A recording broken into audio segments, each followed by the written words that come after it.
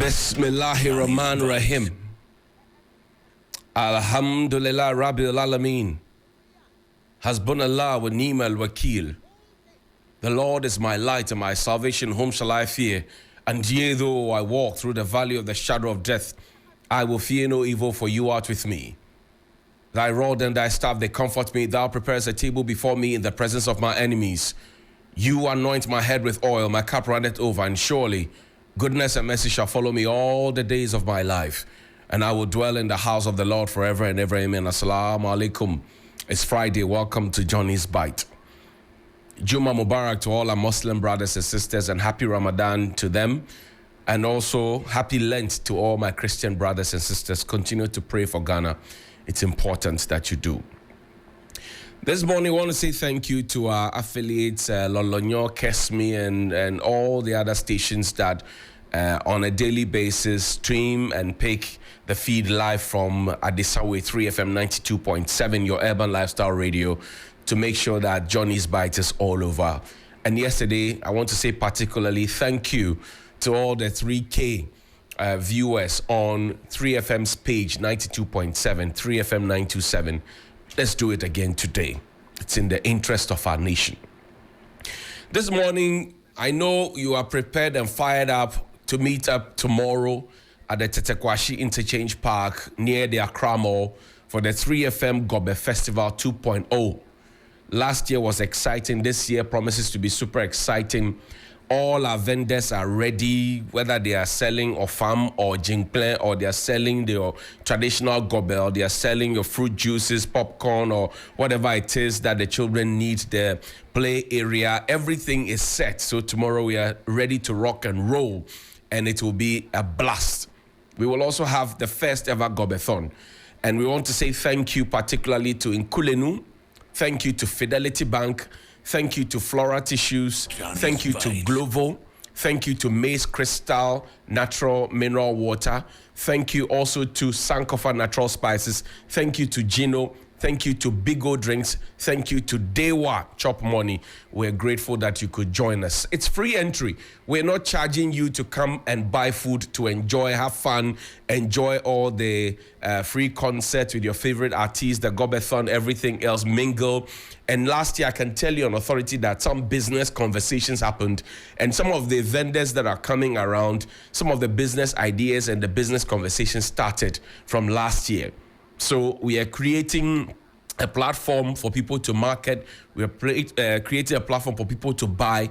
We're also creating a platform for people to have fun. But most importantly, we are creating a platform for people to relax, an enabling environment for our economy to also take a chunk of what we have and grow. What we need is not just stability. What we need is growth. And 3FM Gobe Festival has the potential to bring that growth about, and also to introduce for the first time to those who have never had stuff like Ayikpele from the Volta region, or Ofam from the Eastern region, and many other foods that are made from beans and plantain. They will get an opportunity. So please join us tomorrow, 9 a.m. sharp at the Tetekwashi Interchange, where something nice, feel free, come, let's party with family and friends. Now, this morning, somebody raised the question yesterday that, this week we haven't spoken about any record. This morning, somebody mentioned it, and yesterday. I'll show you some record. And yesterday we had Dum-Net. Dum-Net. Yesterday we had Dum-Net. People have been talking about Dum-So. Well, I say it is Dum-She. But yesterday we had Dum-Net because the internet was off. It's been explained to us that now Mami Water is chewing cable, maybe because the underground cables, the underwater cables, and all of that. But then I asked a big question: what if? What if we wake up another morning in the future and we have another Dum-Net? How would we survive? What if we woke up another morning in the future and have Dum-Net and we ask the questions? Would we be told that we should not worry because this has happened before?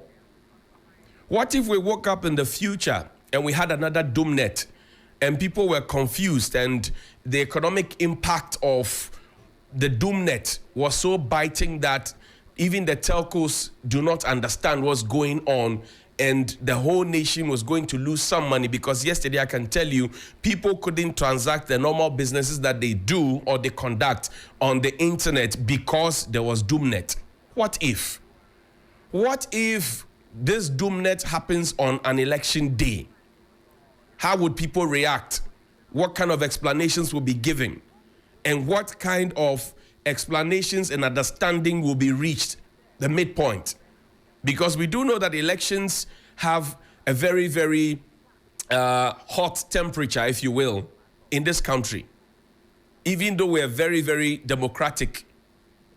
But when it comes to elections, people are very, very, very, very, very, very, very sensitive. And yesterday, people started pushing their own theories that this might be a dress rehearsal for the future. That's December 7. What if it is not true? But also, what if that is true? What if it is not true that yesterday what happened was a dress rehearsal? And what if it is true that yesterday what happened, the Dum-Net, is a dress rehearsal for December 7?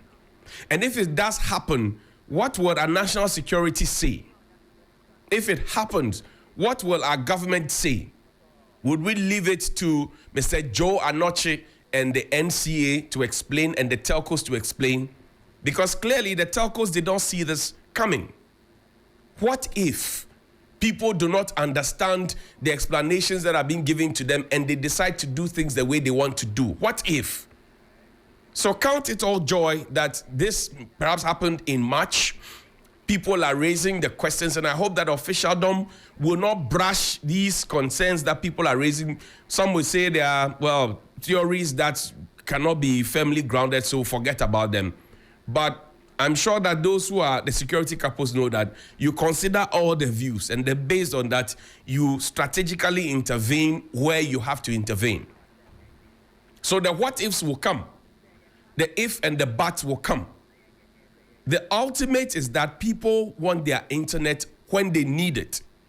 And if they cannot have their internet when they need it, whether they are transmitting electoral results, whether they are sending an email to a business partner, whether they are using it to download videos to analyze or audios, whatever they are using their internet for, internet which they have paid, which is not a privilege but a right, they need to get that internet, especially in a digitalized era. Because every morning when we wake up, we're told about digitalization. So those who are at the helm of affairs must ensure that this Dum-Net, it doesn't happen again. This Dum-Net, it doesn't happen again, because people will ask, what if? Now, yesterday also, the vice president launched for children, they say, Ghana card at birth. And then somebody asked me yesterday, I went to eat Ampesi somewhere. Somebody asked me a question. He said, but we are doing Ghana card for the children, but their parents do not have Ghana card. We are doing Ghana card for the children at birth, but some of the parents, they do not have Ghana card. I didn't understand it until I left the place, and I started thinking about it, that it's true. People have queued to register for their Ghana card. This morning, people will be asked to pay money to get their Ghana card. This morning, people will be making frantic efforts to be able to get their Ghana card. We have not solved that one.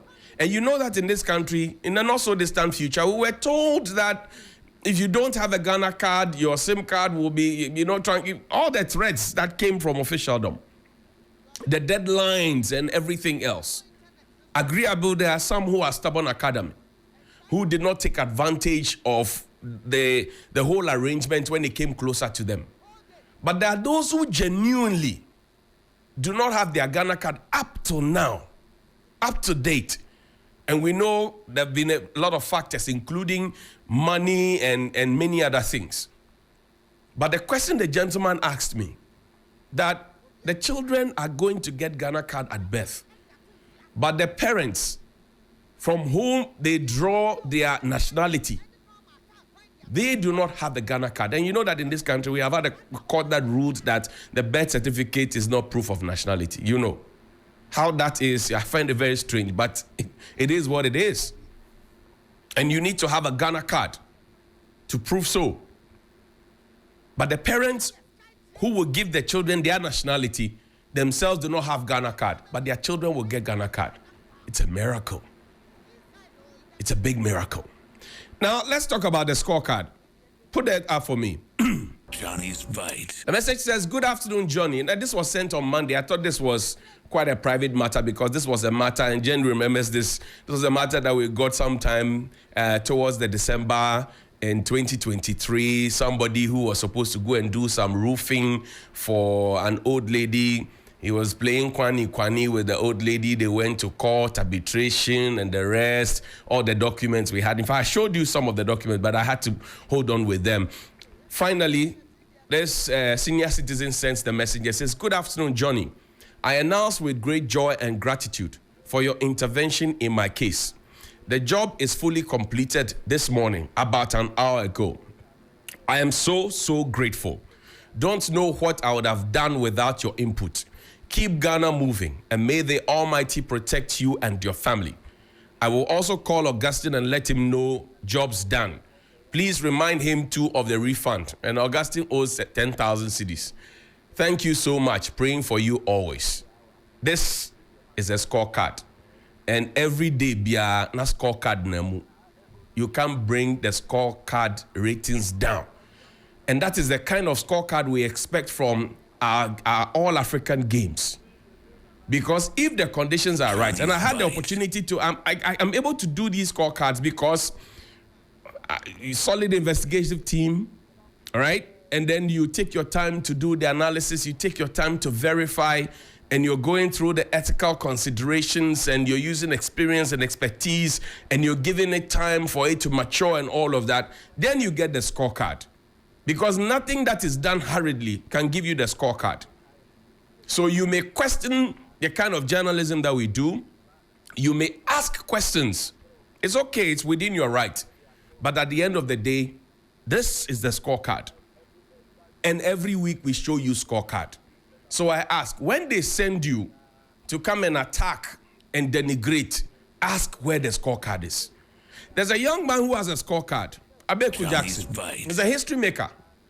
And I appreciate him because in spite of all the difficulties, just like Winifred Ntumi and the others who have also tried to win medals for us but couldn't, Abeku is a silver medalist of the 50-meter butterfly event in 2023 Africa Games.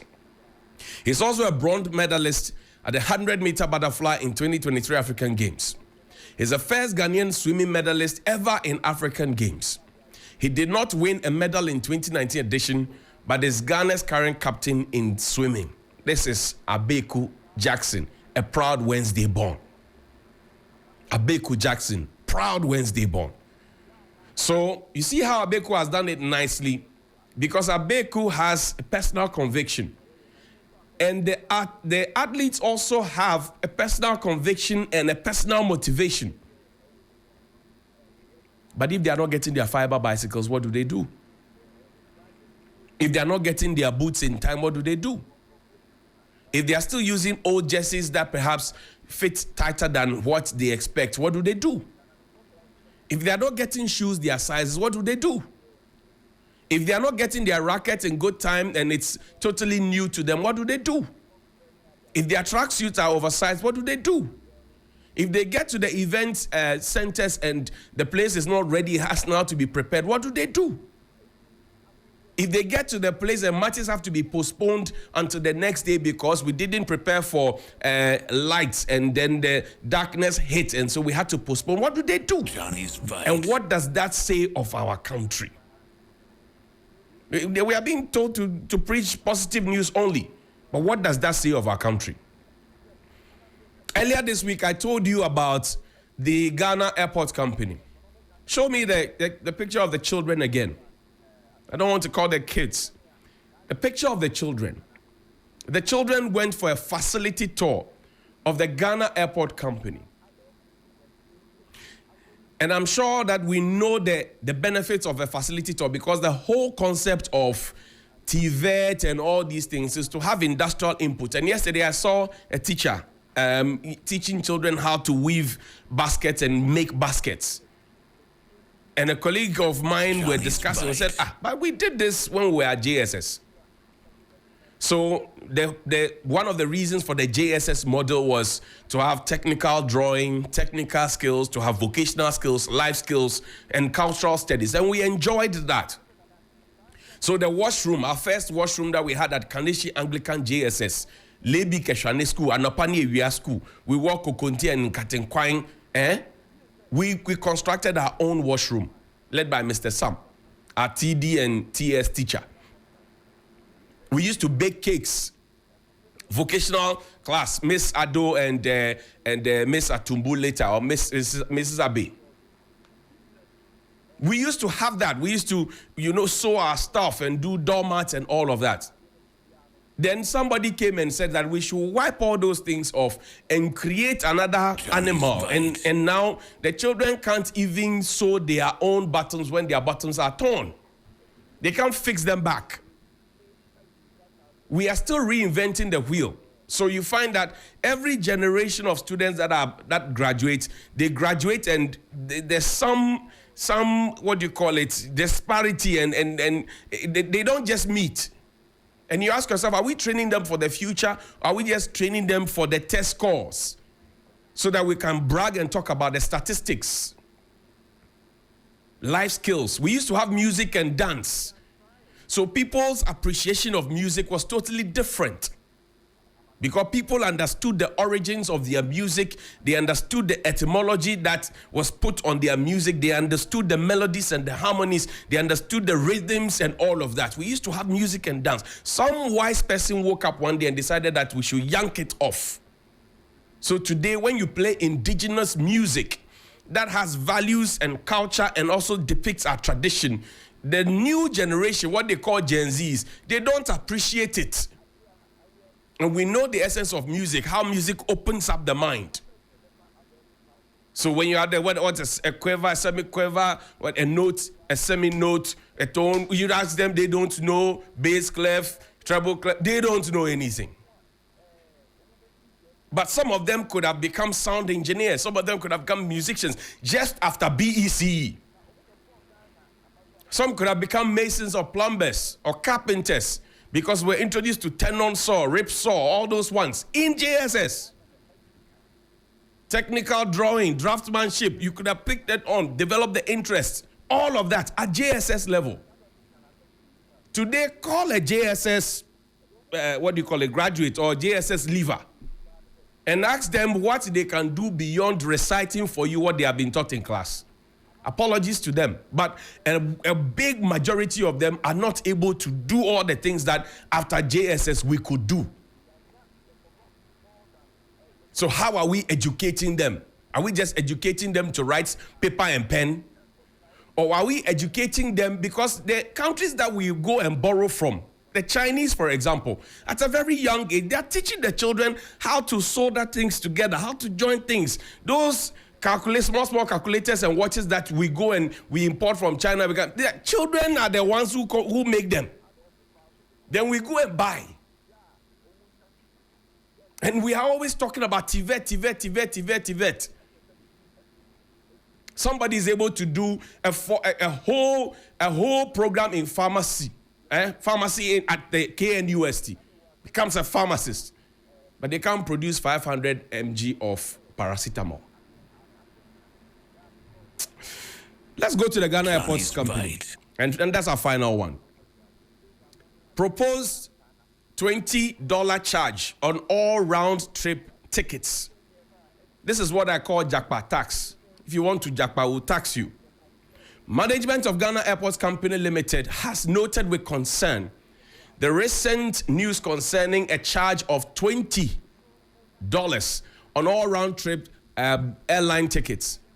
Ghana Airports Company Limited wishes to place on record that deliberations were ongoing with the airline operators and the Board of Airline Representatives Ghana in consultation with the International Air Transport Association, IATA, and further meetings had been scheduled in respect of the matter.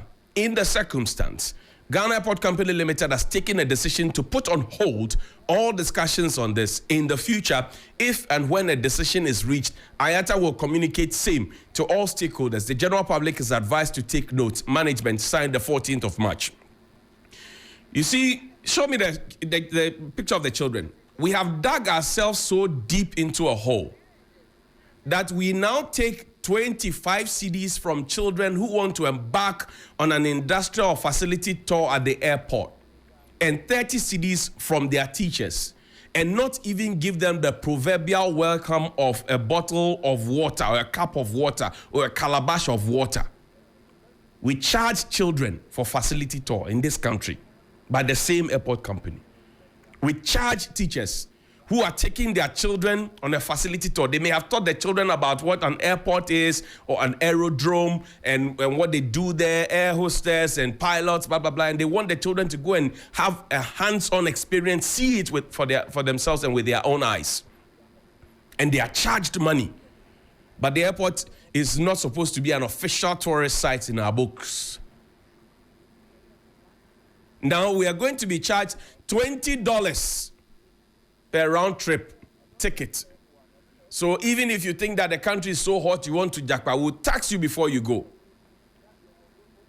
You know that fees and charges have been increased about 15% or so at the last count. So from cradle to grave, you are being taxed. Birth certificate, death certificate, you jackpot will collect. You see, we have dug ourselves into a hole so deep that no matter how much we collect, if we don't change the way we are doing things, the wastefulness and the oversized way of doing things, we will be in trouble. The minority chief whip preempted this, and that's our last video. Play the video for Ghanaians to hear. I'll be happy if they come out to say that it's not true, because in the first place, to mean that we have saved Ghanaian passengers $20 to start with. But I am reliably informed. This is an internal letter, so it is authentic. If they come out to say that, oh, look, these are just discussions and other things, fine.